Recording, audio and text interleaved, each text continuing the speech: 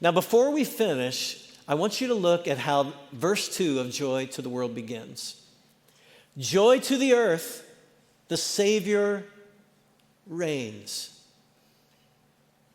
Like some of you, my wife and I have watched all 4 seasons of The Crown on Netflix, the series about Queen Elizabeth. I observed something from that series.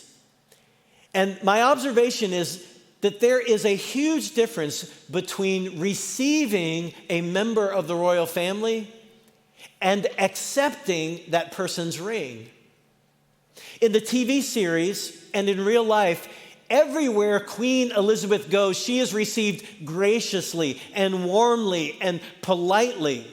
She is treated in a very dignified way, domestically and abroad. But in all those places, and even in her own country, she is the sovereign in name only.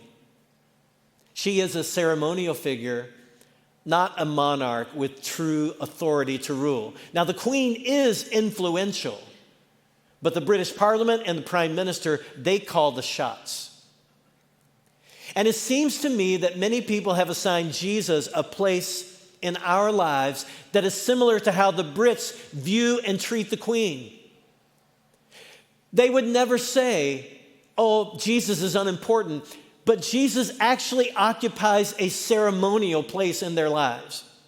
They receive him politely and warmly. They go through the motions, but he is not their king. There have been seasons in my life when I have politely acknowledged Jesus, but I have failed to make him king in the fullest sense of every part of me. I've seen other people do that too.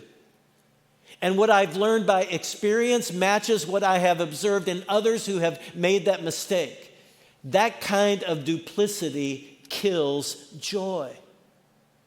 It does. I mean, you can be a half-hearted believer in Jesus. You can be a half-hearted follower of Jesus. But you can't be a half-hearted follower of Jesus and be filled with joy. It does not happen. Because duplicity kills joy every time. There are no exceptions.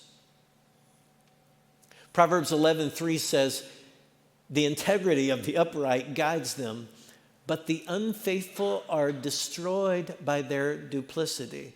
Does that mean everything in the life of an unfaithful person goes wrong? No.